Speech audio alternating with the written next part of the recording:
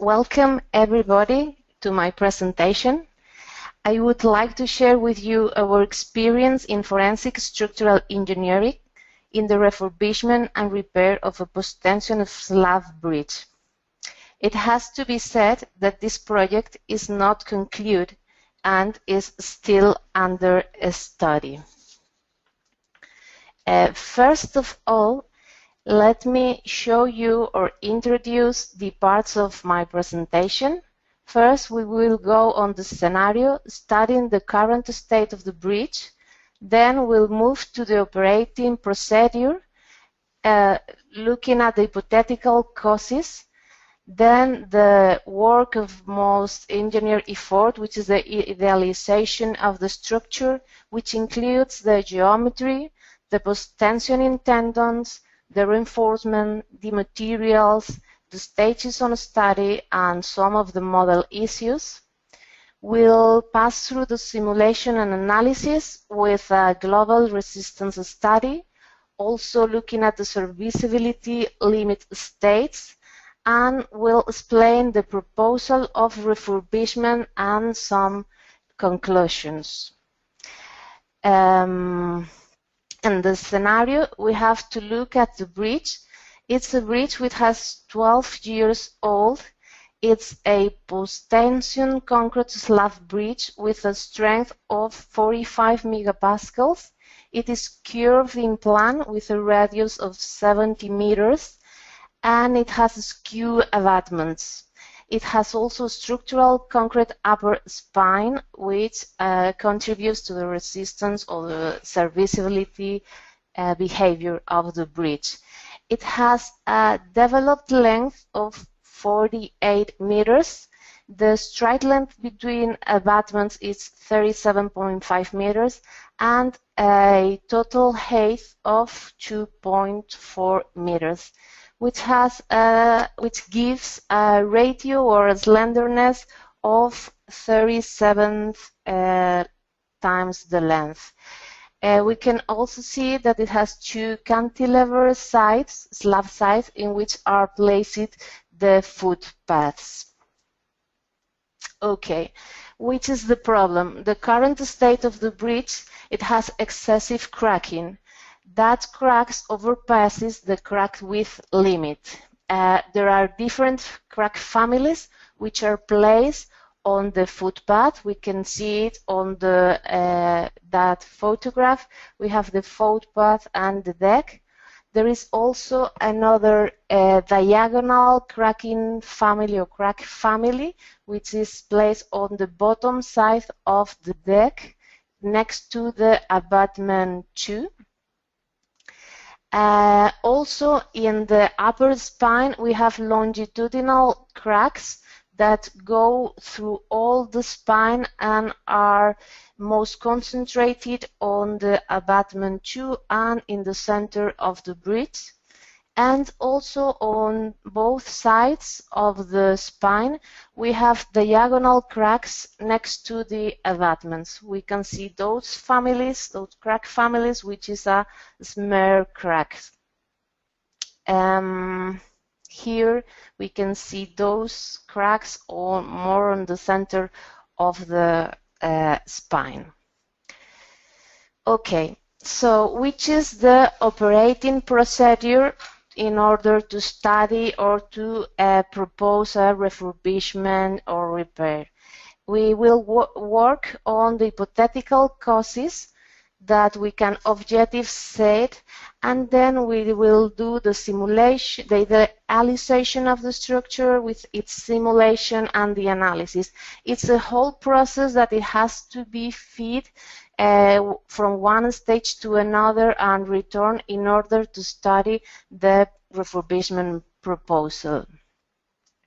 First of all, the hypothetical causes that we have objectively or we have said after the first approach is that maybe all those families were produced because of the early thermal crack and could have been the crack inducer that afterwards they have opened more.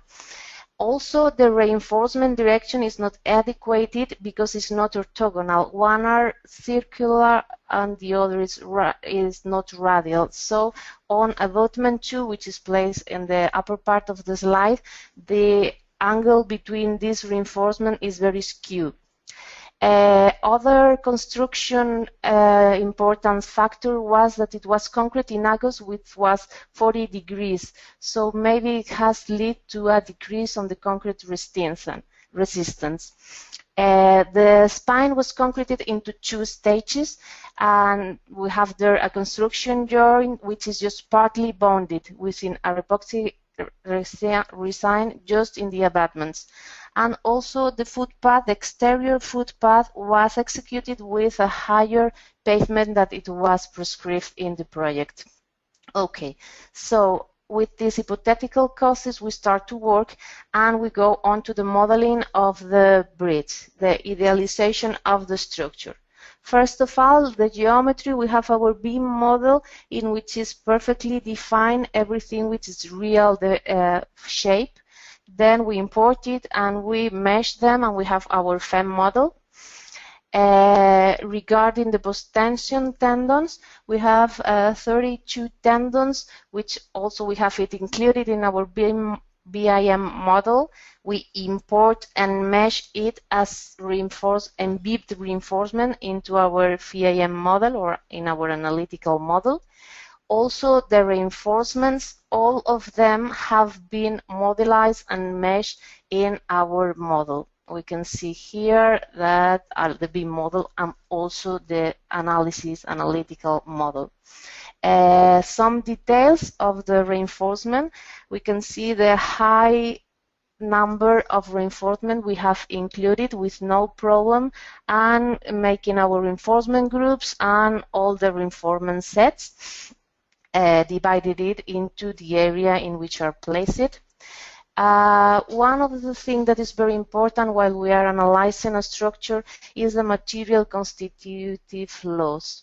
For the concrete, we have used a total strain crack model, rotated, and also it has to be said that we have no information of the materials. We have no tests done over the bridge. So we have taken those which were prescribed in the construction model project.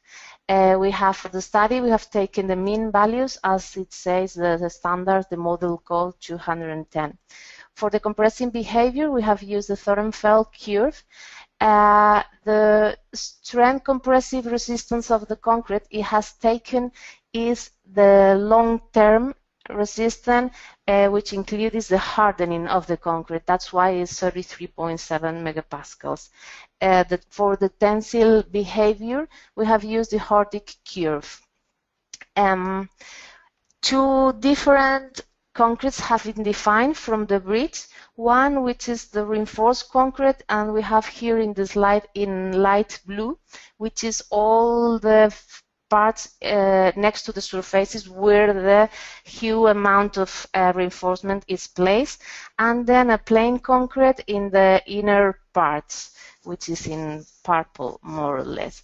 Okay, for the reinforced concrete, we have used the fracture energy calculated according to that expression and using the strain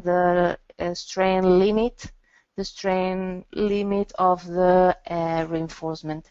For the plain concrete, we have used that expression, which is on the model code for the fracture energy of concrete. Regarding to the steel, we have introduced isotropic plasticity with a strain hardening. We have there the curve, and we have for the reinforcing steel, for the post-tension steel, and also for the reinforcement placed after the refurbishment, which are carbon fiber.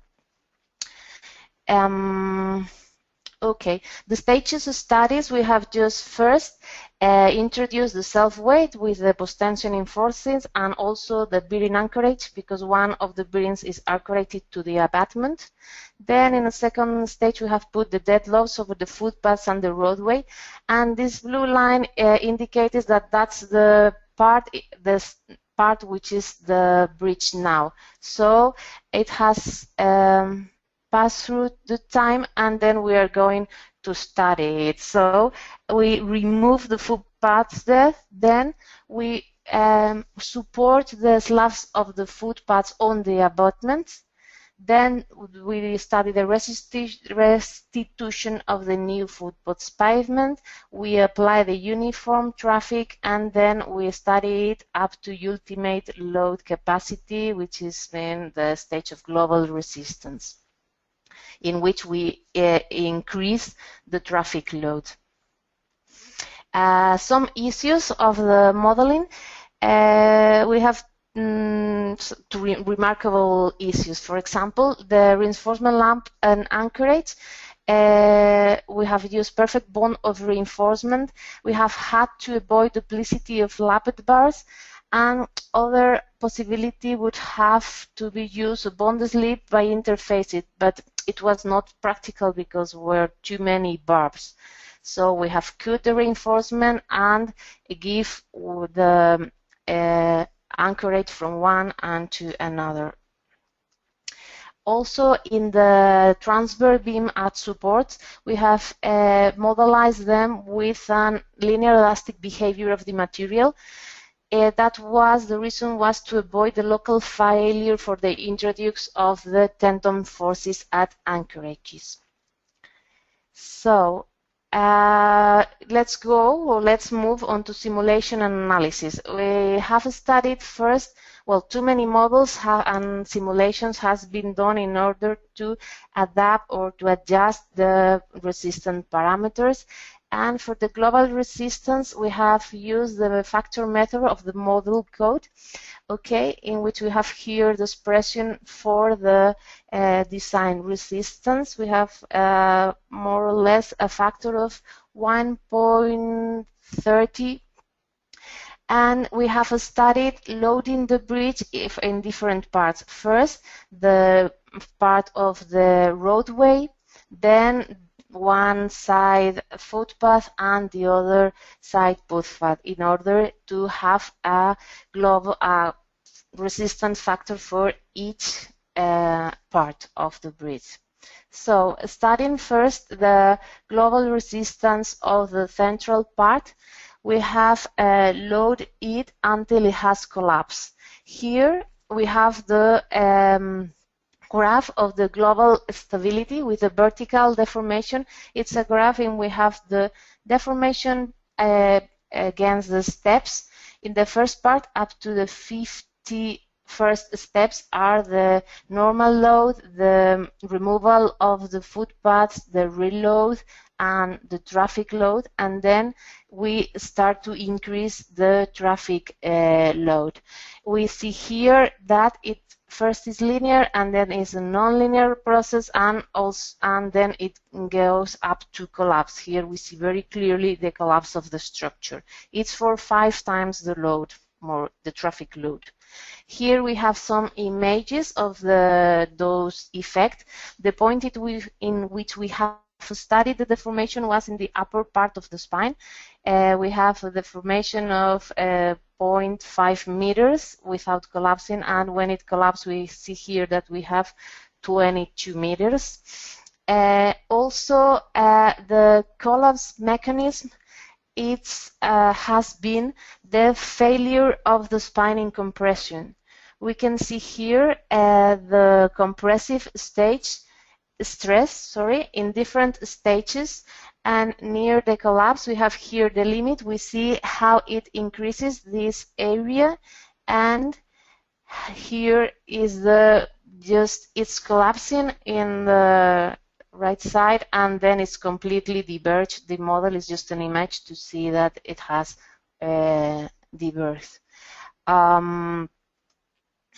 Attending to the reinforcement, we have put here to see the plastic strains. We can see, maybe it's a bit confusing, but we can see the part in which it has plastic strains is in the upper part of the spine, and it just coincides with those cracking we were seeing in the photographs also it's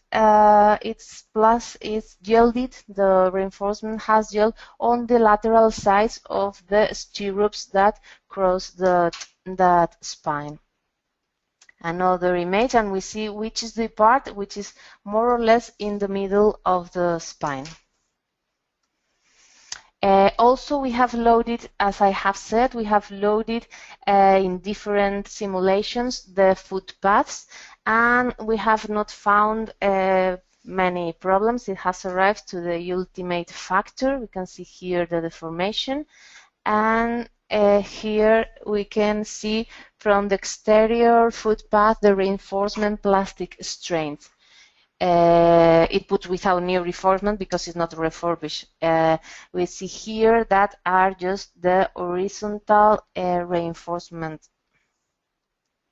Here we can see an image of the crack width is 2 millimeters. It's very high, but it's a ultimate limit state. We can see there the same part as we have said in the reinforcement. From the inner footpath, we have done the same analysis, and here we can see that for more or less a factor of 2, the reinforcement, it doesn't collapse, it even arrives to yield. We have here the stress on the reinforcement, which is 340 megapascals. Here the map of the cracks on both sides of the footpaths. And here I'm going to show you some of the serviceability results. We have studied it up to the load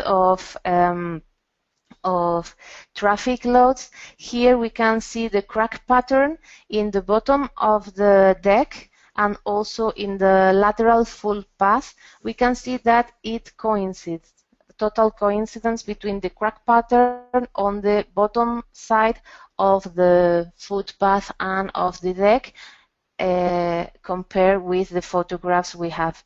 In the color maps we have the crack pattern and the crack width.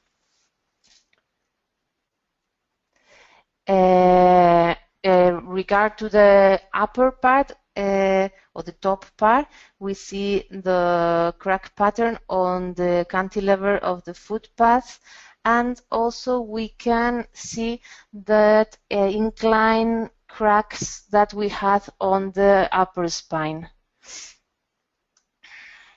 The reinforcement stress, which are not yield, and which is the refurbishment and repair proposal. There has been different studies. One with this, before we enter with this FEM simulation, were analytical cases studies. So the proposal has been with carbon reinforcement to sew in a vertical direction the spine, and to refurbish with a radial direction in the top face of the footpath and on the bottom part of the deck.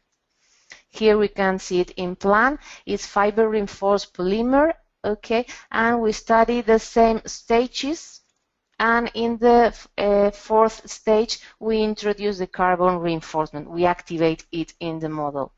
These bars or tendons are bounded in an epoxy matrix, so it's bounded to the structure. Here are some images from the BIM model again and with our FEM model.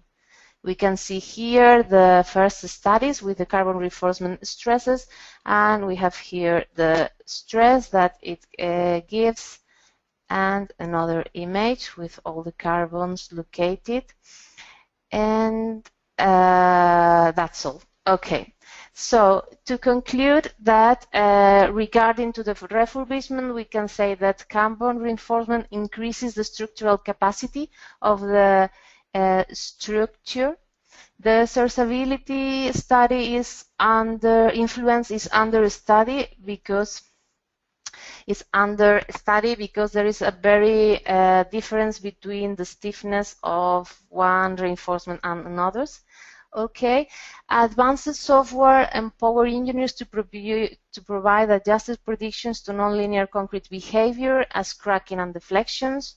And nowadays, thanks to the capability of solvers and computers, we can define, analyze, and simulate the nonlinear behavior of complete structures with a reasonable calculation time for professional project practice.